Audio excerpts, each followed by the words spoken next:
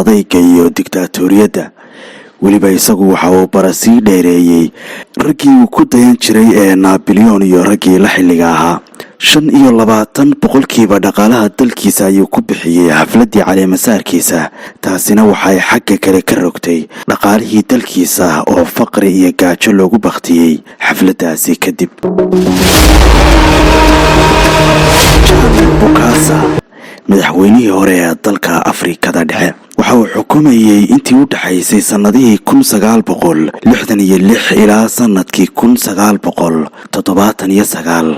kama aanu helin kumana aanu qancin magaca madaxweyne.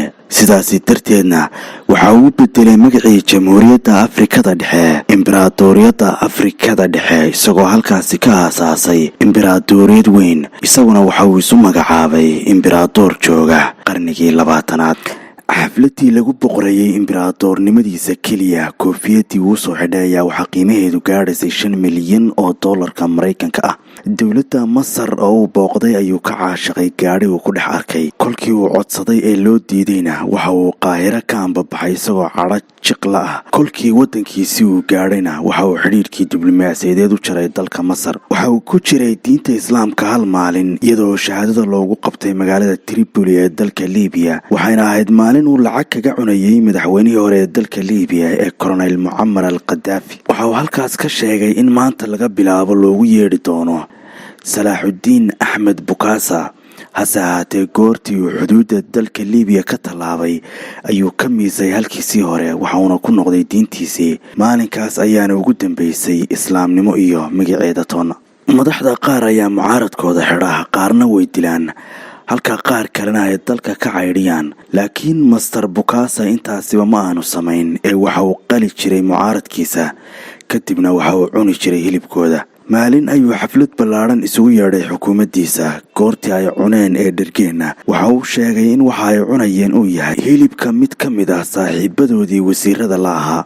xaaskiisa ayaa lahayd warshad soo saarta dharka, waxayna u sheegtay inay jamatay in kooto loogu xidho warshadeeda soo saarista dharka dhammaanba iskuullada imbraadoriyadda. sidii ayaa dhacday, waxaana dharka loogu soo buufiyey ardaydii sawirka iyada iyo ninkeeda. ardaydu kama aanay mudaharaadin sawirka ee lacagta oo badnayd darteed ayay waxa ay dhigeen mudaharaado ay kaga cabanayaan badnaanta lacagta. hase ahaatee Bokassa ayaa amray in carruurtan dhammaantoodba laga dhaamiyo jeelka. 100 ka mid ah oo da'doodu aanay gaadhin 15 sannadoodna waxaa lagu xukumay dil toogasho. waxaa cajiib ahayd in toogashada carruurta qaarkood uu isaga laftiisu ku fuliyey gacantiisa. laynta carruurta kadib Bokassa waxaa ku kacay ciidankiisa iyagoo taageero ka helaya dowladda Faransiiska ayayna ka tuureen xilkii dalkaasi.